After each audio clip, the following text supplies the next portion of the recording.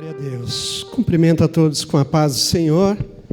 Quantos estão alegres com Cristo aqui nesta noite? Eu estou. Jesus é maravilhoso. Aproveitando que os irmãos estão em pé, vamos ler a palavra do Senhor.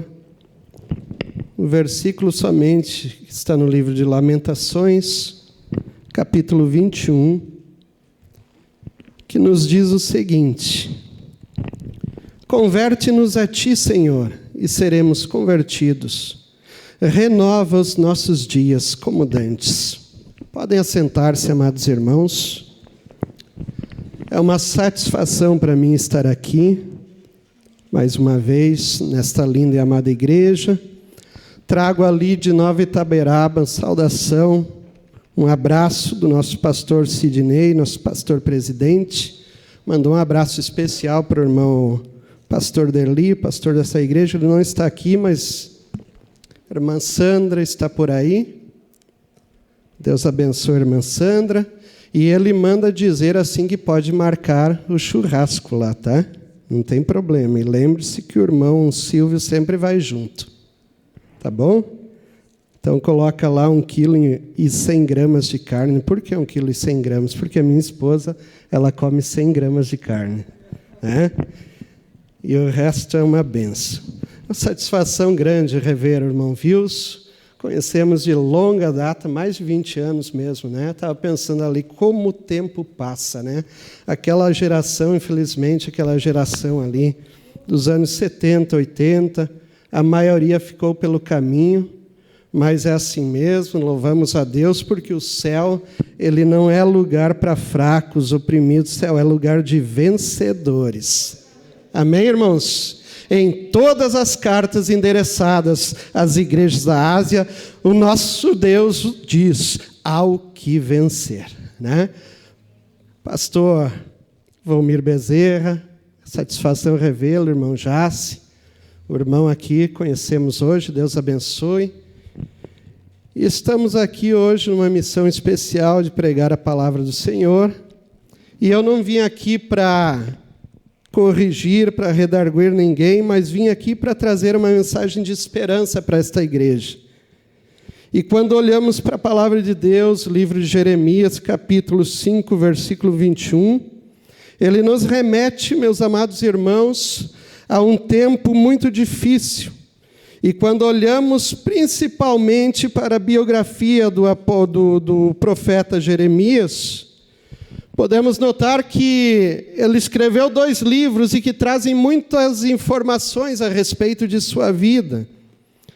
E uma delas, irmãos, é que ele era um homem firme, sisudo, mas também era um homem de caráter firme, um homem que não media esforços para pregar a palavra de Deus, para anunciar para aquele povo, visto que foi levantado em uma geração que estava mergulhado em um declínio espiritual grande.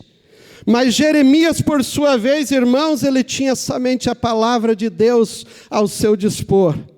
E poucos homens sofreram tanto como esse profeta por causa da palavra do Senhor, conhecido como o profeta das lágrimas. E podemos notar uma coisa, que o livro de Jeremias, ele foi uma série de advertências para aquele povo. Enquanto que Lamentações, por sua vez, é o relato das queixas do profeta. As queixas por todas as coisas, calamidades que ocorreram entre o povo e que poderiam ser resolvidas, solucionadas, se simplesmente aquele povo se voltasse para Deus. E o clamor do profeta era para que aquele povo abandonasse os seus maus caminhos e se voltasse para Deus. Mas ele sabia, meus amados, que no meio de uma geração incrédula, a sua palavra jamais seria ouvida. Ele não tinha a menor intenção de ser profeta, porque ele sabia muito bem o que era ser profeta em uma geração iníqua. Quando Moisés foi chamado ao ministério de profeta, Moisés disse para Deus: mas as pessoas pedirão, quem me enviou? As pessoas vão querer saber quem, em nome de quem eu estou sendo enviado.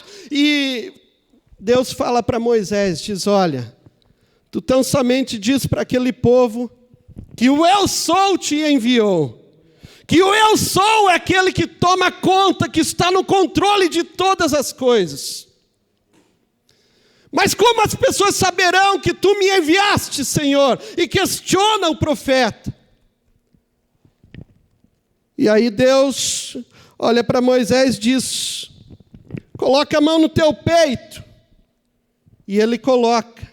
Olha agora a tua mão, e ele vê a mão leprosa. Coloca de novo no teu peito e a mão sai sã. Diz, toma o cajado de tuas mãos, lança no chão, e ele lança aquele cajado no chão, e aquele cajado se transforma em serpente. Diz, vai lá Moisés e pega de novo aquele cajado, que era uma serpente andando pelo chão, e ele pega novamente, e suas mãos se tornam em cajado. E isso nos dá a entender, querida igreja, que o ministério de Moisés seria recheado por sinais, prodígios e maravilhas que o profeta de Deus faria no meio do seu povo. Você acredita ainda hoje em sinais, prodígios e maravilhas? Então, erga a tua mão para o alto e dê um brado de vitória, porque o nosso Deus ainda faz milagres no meio do seu povo. Mas o profeta Jeremias, ele tinha somente a sua palavra. Em várias vezes ele se assemelhou com Jesus, porque ele não somente olhava e julgava os pecados de Israel, mas ele também lamentava e chorava, como Jesus um dia chorou pelos pecados de Jerusalém. Em muitas questões, o profeta Jeremias se assemelhou ao Cristo. E aqui ele fala, Senhor, nos renova como antes.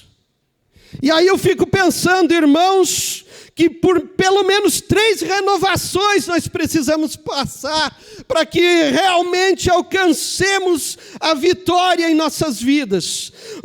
Vivemos em um mundo caótico, um mundo mergulhado no medo, um mundo mergulhado no pânico, mas onde a palavra de Deus nos adverte. O próprio irmão leu a palavra aqui e diz que aquele que habita no esconderijo do Altíssimo, à sombra do Onipotente descansará. E é maravilhoso, irmãos. Uma das primeiras renovações que precisamos ter em nossas vidas é a renovação de atitude. O livro de Êxodo, no capítulo 3, e versículo 10, Deus fala para Moisés, diz, vem agora, e te enviarei a Faraó para tirar o meu povo de lá. Aleluia. Vem e te enviarei a Faraó para tirar o meu povo de lá. Quando o Faraó, o mundo mergulhava em uma tremenda onda de fome. O povo de Israel, que estava simplesmente simbolizado no pai, o Jacó, no pai de José, Jacó, e seus filhos. Ele foi tirado de lá, foi levado para o Egito, porque lá estava um homem de Deus. Um homem que foi levantado, chamado José, para ser governador do Egito. Ele viu seu pai e seus irmãos lá na terra de Israel, na terra de Judá. E imediatamente mandou que trouxessem o seu pai de lá. Ali estava, irmãos, a linhagem do Messias. Ali estava toda a raiz, a ramificação do povo de Israel. E foi levado lá para o Egito junto com José e seus demais irmãos. E ali, o próprio Faraó, o rei do Egito, ele conhece José e conhece através de José um Deus tremendo, um Deus poderoso, um Deus que fez grandes feitos no meio do seu povo. Um Deus que livrou a Israel em tantas vezes. E ali chega o pai de José com seus irmãos. E José e o Faraó oferece para aquela família as melhores terras do Egito. Diz ali, vocês viverão, crescerão e se multiplicarão, porque a bênção de Deus estava sobre aquele povo. Mas vieram tempos difíceis, e em tempos difíceis nós podemos notar, meus amados, que tempos difíceis revelam verdadeiros adoradores. A palavra de Deus diz que os olhos do Senhor, eles procuram os verdadeiros adoradores, aqueles que o adorem em verdade e em espírito. Mas uma coisa me chama a atenção nessa palavra. Onde estão os verdadeiros adoradores? Eles estão aqui dentro. Porque no mundo, ele jaz no maligno. No mundo não existe adoradores. Os adoradores estão na casa de Deus. Mas então por que os olhos do Senhor procuram? Procuram porque é difícil de achar. Tem adoradores, mas verdadeiros adoradores é difícil de achar. Aquele povo vivia bem no Egito. E nem toda a história do povo de Israel nos relata que este povo foi perseguido. Houve momentos de glória, momentos de bênção, momentos em que o povo vivia bem, vivia em prosperidade no Egito. Mas nos fala a palavra que por 400 anos houve um silêncio em que Deus não falava mais com o povo. Porque é comum do ser humano, é comum nós estamos com a conta recheada no banco, quando estamos com a prosperidade em nossa casa, não lembramos de Deus. Só lembramos de Deus nas horas difíceis, nas horas amargas. Mas Faraó não era eterno. José não era eterno. Passaram-se Faraó, passaram-se José. E vieram outros faraós que não conheceram nem José e não conheceram o Deus que José servia. E aquele povo, que era um povo abençoado, passou a ser um povo perseguido. Mas é no meio da luta, no meio da perseguição, que o povo de Israel começou a clamar a Deus, começou a adorar a Deus e clamar a Deus, porque os seus opressores o oprimiam. E Deus resolve falar com Moisés.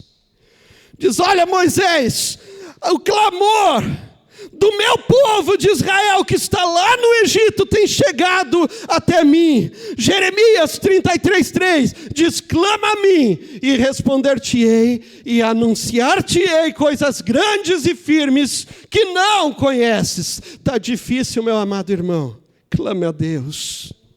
Está sendo perseguido no trabalho, clame a Deus. Está sendo perseguido lá na escola, clame a Deus. Não tão fáceis as coisas, clame a Deus, porque Deus não resiste ao clamor do seu povo. Aleluia, louvado seja Deus. Mas existe um episódio, meus queridos, meio que controverso, porque Deus tira esse povo com mãos fortes lá do Egito. Deus tira esse povo com tantos sinais, tantas maravilhas. O povo, esse mesmo povo, viu o mar vermelho se abrir, viu o exército de Faraó sucumbir em meias águas. Mas em pleno deserto, a cada dificuldade, esse povo murmurava de Deus. Esse povo esquecia que existia um Deus tremendo, um Deus forte, um Deus verdadeiro, um Deus que não existia impossível. E em pleno deserto, irmãos, quando Moisés vai buscar as tábuas da lei, aquele povo fica sozinho e constrói um bezerro de ouro, um novo Deus para adorar. E aí, nesse exato momento, aquilo que era o povo de Deus, Deus muda totalmente o contexto da história. Diz: vai lá, Moisés, desce lá, porque aquele teu povo que você fizeste subir do Egito, ele tem se corrompido. Muitas vezes não entendemos porque certas coisas acontecem em nosso caminho. O mundo não entende porque essa ameaça. A palavra de Deus sempre deixou claro que não é contra a carne ou sangue que temos que lutar, mas é contra inimigos invisíveis. O mundo não entende por que certas coisas acontecem. A melhor coisa é criticar a Deus. Se Deus é soberano, se Deus é tremendo, se Deus é misericordioso, por que há tantos males no mundo? Isso me faz lembrar o profeta Abacuque, o profeta dos questionamentos, das queixas. Abacuque também questionava a Deus, ele não entendia. Por que que muitas vezes o servo de Deus, os fiéis da terra passavam por necessidades, enquanto que os ímpios prosperavam e prosperavam cada vez mais? E ele questionava a Deus. Diz, eu não entendo. Por que se Deus é de bondade, se Deus é todo poderoso, por que não extirpa a maldade do mundo? E ali estavam as queixas e lamentações de Abacuque. Mas um dia ele teve uma experiência concreta com Deus. Quando nós temos uma experiência com Deus, meus amados, nossa vida muda completamente. Aquele profeta que questionava, agora ele diz, Senhor, ainda que a figueira não dê fruto, ainda que a videira não floresça, ainda que não haja o gado nos currais, Senhor. Ele quis dizer, pode faltar tudo, pode faltar dinheiro, pode faltar até mesmo mantimento, mas o que não pode faltar na minha vida, Abacuque declara, em alto e bom som, é a tua presença, Senhor. Essa não pode faltar na minha vida. Você faz parte do povo de Deus ou do povo de Moisés? Segunda renovação, meus amados, estou indo rápido aqui por causa do tempo. Segunda renovação é a renovação de caráter. Jesus, em certa feita, ele fala para os fariseus, diz, olha, este povo me honra com seus lábios, mas o seu coração está longe de mim. Renovação de caráter. Jonas 3:4, capítulo 3, versículo 4, falam de um arrependimento, de um avivamento tremendo que aconteceu numa nação inteira. Ele foi chamado para pregar na grande cidade de Nínive. E ali, Deus chama o profeta, convoca, diz, vai lá e prega para aquele povo. Prega para eles, porque os pecados e a maldade daquele povo, eles têm subido até a mim, eu não suporto mais, eu irei destruir aquela cidade. O profeta no início fica receoso, tinha suas razões pessoais para não querer ir pregar em Nínive, porque se tratava de um povo bárbaro, de um povo sanguinário, de um povo que não merecia, segundo o profeta, ouvir a sua voz, ouvir a voz de Deus falando, e muito menos, aleluia, muito menos salvação. O profeta achava, ele tinha outras razões para não querer pregar, porque ele conhecia tremendamente a misericórdia de Deus. Ele teve uma experiência tremenda sobre a misericórdia de Deus em sua vida. E ele temia que esse Deus misericordioso, a qual ele servia, também fosse, de repente, por uma razão ou outra, perdoar os ninivitas e proclamar salvação para aquele povo. E o profeta achava que aquele povo não merecia salvação, por isso não queria pregar para Nínive. Mas de tanto insistir Deus, aquele homem desce e prega. Pregou a palavra de Deus para aquele povo, pregou juízo para aquele povo, e eu creio que aquele profeta depois subiu um monte, e de butuca começou a olhar para aquela cidade. Diz, agora eu preguei juízo, preguei destruição para aquela cidade, eu quero só ver agora eles vão pagar por todos os males que praticaram à humanidade, por tudo que fizeram ao mundo, eles vão pagar agora. E ficou olhando, mas o que ele não esperava, meus irmãos, é que aquele povo iria se arrepender dos seus pecados. O que ele não esperava é que aquele povo ouviu a palavra e creu na palavra. Cingiram-se de saco e cinza, proclamaram jejum, desde o mais pequeno ao mais velho. E aquele povo passou a adorar a Deus e confessar a Deus as suas culpas. E Deus fala para o profeta, diz, olha, como é que eu poderei destruir esse seu povo? Visto que eles se arrependeram, visto que proclamaram jejum, visto que oraram a mim, que buscaram a mim, e tudo que Deus quer nessa geração de hoje, é que esse povo, como o profeta Jeremias fazia no passado, é que esse povo seja direcionado a se voltar para Deus. A se voltar para Deus. Para finalizar aqui, meus queridos, nós precisamos, hoje, mais do que nunca, de renovação espiritual. Renovação espiritual. Em Nínive, houve o maior avivamento já visto na história da humanidade.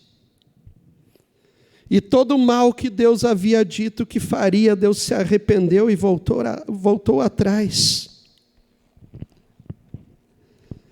Mas precisamos de renovação espiritual.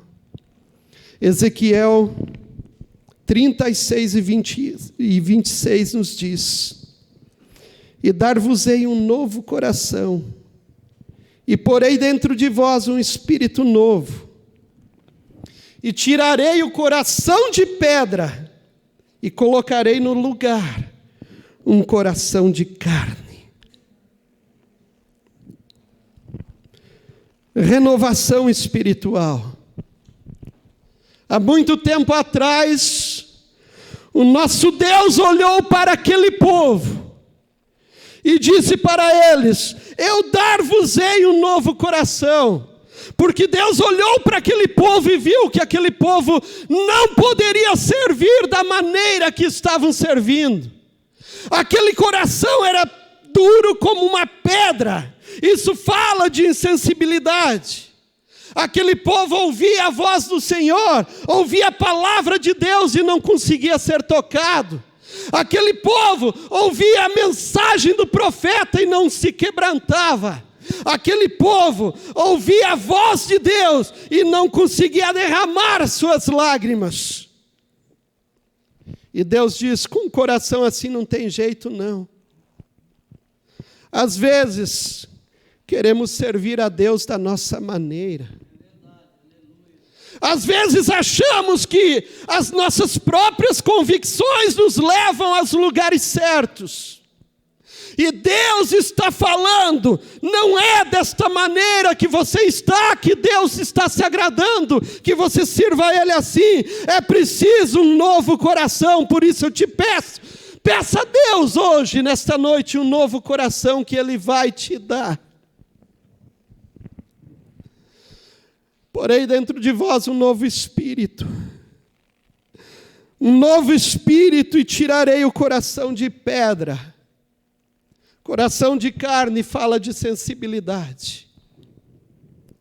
Fala de um coração que ouve a voz do Senhor e que sente o toque dele. Passamos um ano de 2019 bastante conturbado num sentido moral. 2019 passaram, principalmente no Brasil, passaram o ano inteiro escarnecendo de Cristo, zombando de Deus, onde colocaram o nosso Cristo numa avenida, sendo arrastado pelo diabo, onde proclamaram vitória do diabo em cima do nosso Cristo, e foram mais além ainda, irmãos. Fizeram do meu Jesus um travesti, fizeram dos seus discípulos homossexuais. Não tenho nada contra travestis e homossexuais, não. Mas eu quero dizer aqui nesta noite que o meu Jesus não tem promiscuidade nele. Ele é santo e Ele é santo, 3 vezes santo. E de Deus não se zomba, porque Deus não se deixa escarnecer. Passou-se 2019 e 2020 por causa do medo, por causa do pânico, por causa de um vírus. Esses mesmos escarnecedores aparecem clamando a Deus e pedindo misericórdia. Aleluia. Aleluia. Com este coração que você está, meu amado, você pode servir a Deus. Eu quero, meus queridos, que Deus nesta noite me dê um novo coração. Porque da maneira que está, irmãos, não podemos servir a Deus. Um coração voltado para Ele. Tem pessoas que falam por aí afora que Deus só quer o coração do ser humano, mas num sentido teológico. Coração não é simplesmente uma bomba que bombeia sangue para todas as partes do corpo. Mas coração fala de alma. E quando a palavra de Deus diz: filho meu, dá-me o teu coração, realmente Deus está querendo o coração, porque todas as nossas vontades, todas as nossas necessidades, todas as nossas emoções estão centralizadas na nossa alma. E quando Deus tem o nosso coração, Ele tem tudo. Você está disposto a entregar o teu coração para Jesus nesta noite? Aleluia. Você está disposto, meu querido irmão, a receber das mãos do Senhor um novo coração e um novo espírito nesta noite? Um coração voltado para Ele. Um coração disposto a adorar a Deus. Um coração destemido, que não teme ameaças, mas que somente adora a Deus e confia na sua vitória, na sua provisão. Porque a palavra de Deus também foi lida aqui nesta noite, que 1000 cairão ao seu lado, 10.000 à tua direita, mas tu não serás atingido. Aleluia. Louvado seja Deus. A palavra do Senhor, no livro do Apocalipse, ela nos fala que João teve uma visão de uma multidão de salvos ali na glória. Uma multidão de todas as tribos e nações, línguas, a qual não se podia enumerar, não se podia contar. E perguntaram para João: quem são esses? E João perguntou: quem são esses e de onde vêm? E o anjo do Senhor disse: são esses que vêm de grande tribulação. Estar no céu é maravilhoso, irmãos. E eu creio que todos os sinais estão dizendo que o fim está próximo. A palavra de Deus nos fala que Jesus, há mais de 2000 anos atrás, ele pregava assim, dizendo que haveria um tempo em que se levantariam nações contra nações, pais contra filhos, haveria guerras e rumores de guerra em todo o mundo, e mais, haveriam doenças incuráveis. E Jesus Cristo falou que isso seria um prenúncio, sinais da sua vinda. E eu pergunto aqui hoje, o que mais precisa acontecer para que você creia que Jesus está voltando? Breve, meus amados, quer você creia ou não, quer você acredite ou não, os céus se abrirão. e os salvos subirão para a glória. E a cada dia, irmãos, olhando para as notícias que acontecem pelo mundo, mais e mais certeza. Muito tempo atrás eu via homens como Jace, pastor Sérgio Melfior, homens como o pastor Jorge Torres, Arcelino, homens pregando que Jesus voltaria, mas hoje nós estamos sentindo mais fortes esses sinais. Se afunilam cada vez mais, e eu pergunto para você, o que tem que acontecer para que você acredite que Jesus está voltando e tome uma decisão na tua vida de servi-lo com a voluntariedade de espírito, com amor, com alma, com fé, com gratidão. Era uma multidão. Aleluia. Quando Jesus voltar, eu quero subir com Ele. Não importa, irmãos, não importa o meio, não importa como, não importa qual é os meios, mas o que importa é estarmos na glória, com o Senhor Jesus.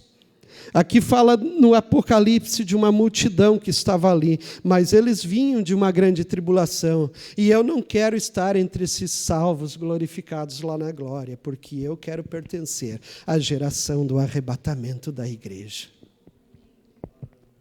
Eu não quero passar por lutas, ter que provar que eu sou fiel através do meu sangue, porque Jesus já morreu por mim. Eu quero pertencer à geração do arrebatamento. Eu quero ser da geração do arrebatamento. Eu não quero estar entre os salvos glorificados do livro do Apocalipse. Eu quero subir no arrebatamento da igreja. Aleluia! O dia glorioso, o dia maravilhoso para todos os salvos que esperam em Jesus Cristo. Aleluia! Se coloque em pé, amada igreja, que eu quero orar por você nesse momento. Quero pedir perdão para os irmãos se passei do horário, mas eu trouxe aqui nesta noite não uma mensagem para amedrontar você, mas uma mensagem de fé e de esperança, para que você saiba, meu querido irmão, minha querida irmã que veio aqui nesta noite, você que está nos ouvindo por esta live, que Jesus Cristo é o caminho da vitória, que um dia o bem triunfará sobre o mal, que todas as coisas que você pode sofrer, padecer aqui nesse mundo, até mesmo o medo do coronavírus, tudo isso Paulo descreve como sendo uma breve e momentânea tribulação, mas esta breve e momentânea tribulação, ela produzirá na tua vida um peso eterno, um peso que nos diz a palavra de glória excelente no Senhor. Ali na glória, meus queridos, você não lembrará mais nada do que passou aqui. Louvado seja Deus. Aleluia. Você quer um novo coração? Quer fazer hoje um novo propósito para com Deus? Eu não vou chamar aqui na frente, porque eu creio que não pode, né, irmãos?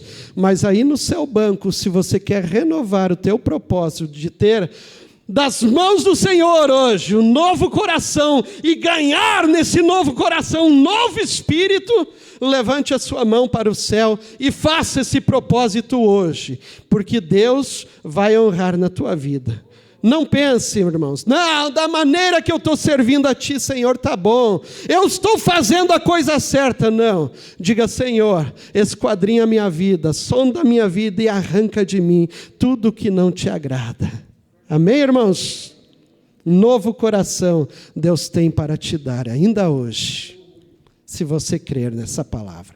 Pai amado e soberano Deus, na Tua presença nós estamos aqui onde eu tenho pregado a Tua palavra, Senhor. E eu creio na Tua palavra, Pai. Eu creio que a Tua palavra é que liberta, a Tua palavra conforta, a Tua palavra nos dá coragem, a Tua palavra nos dá ânimo para prosseguirmos esta caminhada, porque nós sabemos, Senhor, que somos peregrinos nesta terra, e em breve os céus se abrirá, Senhor, e subiremos ao Teu encontro. Mas enquanto estivermos aqui, Senhor, que Tu cries em nós uma fortaleza inabalável. Pai, quando assistimos um jornal na televisão, ficamos apavorados, mas nós sabemos, Senhor, que a Tua sombra estamos protegidos. Aleluia. A tua palavra diz que nem um fio de cabelo cai da nossa cabeça sem que tu saibas, Pai. E nós cremos, Senhor, que tu estás no controle de todas as coisas. Que este mundo, apesar de a tua palavra dizer que jaz no maligno, eu creio, Senhor, que tu és soberano, que tudo está no teu comando. Sim, ó Deus, por isso nós te pedimos, Pai, guarda-nos, Pai, do perigo, guarda-nos do mal, e cria em nós um espírito reto e inabalável. Sim, ó Deus, eu quero em minha vida esse novo espírito, Senhor. Um novo espírito que tu destes ao povo de Israel, Pai. Um novo espírito que possibilitou aquele povo de se voltar a ti, de adorar a ti, Senhor, para que tu desses livramento. Ó Pai, dá livramento hoje para o teu povo. Aviva a tua igreja, Senhor, porque nós pedimos, através da tua palavra nós cremos que precisamos nesses últimos tempos de uma renovação espiritual, Pai. Nos renova, diz a palavra, como antes. Nós queremos ser como antes. Queremos voltar à nossa essência, Senhor. Aquela essência onde nós bradava alto o teu nome, onde nós te adorávamos, Pai, onde nós queríamos contagiar o mundo com o teu amor, com a tua palavra. Assim, ó Deus, cria em nós esse espírito, Pai. Nós queremos, Senhor, que a geração de Jeremias se levante em pleno século 21 para falar a tua palavra, Senhor. Para dizer para este povo que não está certo desse jeito e que este povo precisa se voltar para ti. Só assim, Pai, estaremos protegidos e abençoados. E esse é o meu desejo para a minha vida, a minha família, para a tua igreja nesta noite, em nome do Senhor Jesus. Amém e amém. Deus abençoe, irmãos.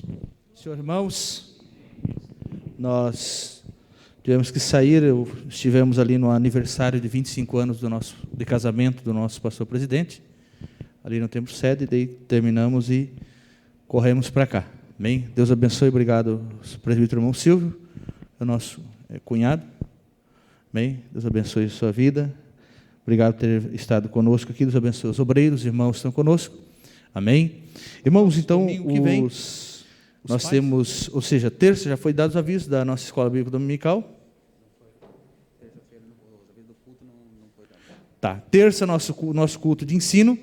Domingo, ou quinta-feira, nosso culto da vitória, né? Na campanha, estamos na campanha Não Desista dos Seus Sonhos. Sexta-feira, teologia. Os irmãos que não estão fazendo teologia, irmãos, convidamos, querem vir, venham fazer teologia, está uma benção. Procure o Gustavo, está uma benção. Venham fazer teologia, procure ele, se informe. É bênção de Deus. Quinta-feira, falei com o Manuel para pregar. Quinta-feira, o presbítero Manuel vai estar ministrando a palavra de Deus. Bem, domingo, nós temos cultos. E nossos 2 cultos, nós vamos estar vendo ainda a possibilidade se vamos continuar com 2 cultos. Amém? Continuar meio fraco, a gente vai reduzir para 1 culto só. Mas nós vamos estar aqui, vai estar tocando a banda Renascer e Vida, lá do Boa Vista. Banda do meu irmão, é para estar aqui louvando ao Senhor. Pastor Adeildo Muniz vai estar ministrando para nós a lição aqui no domingo. O pastor Adeildo tem um conhecimento vasto. Na terça-feira, pastor Adeildo vai estar ministrando a lição, também é o professor de teologia. Na sexta-feira é nosso professor de teologia. Está uma bênção. Deus abençoe, meus irmãos. Vamos orar. Aleluia. Alguém precisa, irmãos, ainda a unção com óleo está válido, tá? Se alguém precisa de unção com óleo, pastor, eu estou doente, amém? Precisa de unção, nós estamos ungindo, estamos orando por enfermos. Jesus ainda cura no meio da pandemia, tá? Jesus cura. Você tem que crer, Jesus está curando e está fazendo milagres. Pai, nós te louvamos, te bendizemos por tua igreja, Senhor, que nesta noite se reuniu, a tua igreja que está aqui, Senhor Deus, para te adorar e te louvar e te bendizer. Oramos, ó Deus, e pedimos que o Senhor nos leve em paz. Guarde-os, ó Deus, e os proteja em segurança. Abençoe, Pai, os teus filhos. Ó Deus, guarde-os dessa pandemia, os livre. Os teus servos que viajam pelas estradas, protege-os, ó Deus. Coloque tuas mãos sobre a vida deles. Oramos, Senhor, pelos empresários. Abençoe cada empresário, cada um tem a sua empresa. Prospere a vida dos teus filhos, ó Deus. Ajude-os a vencer este momento da vitória. Os guarde, os abençoe. Teus servos que trabalham na área da saúde, da segurança pública, venha os guardar, venha os proteger com a tua potente mão. Oramos e pedimos a tua bênção em nome de Jesus. Amém? Faz assim com a tua mão. Que a graça de nosso Senhor Jesus Cristo, o amor de Deus e a comunhão do Espírito Santo seja com todos. Todos dizem amém.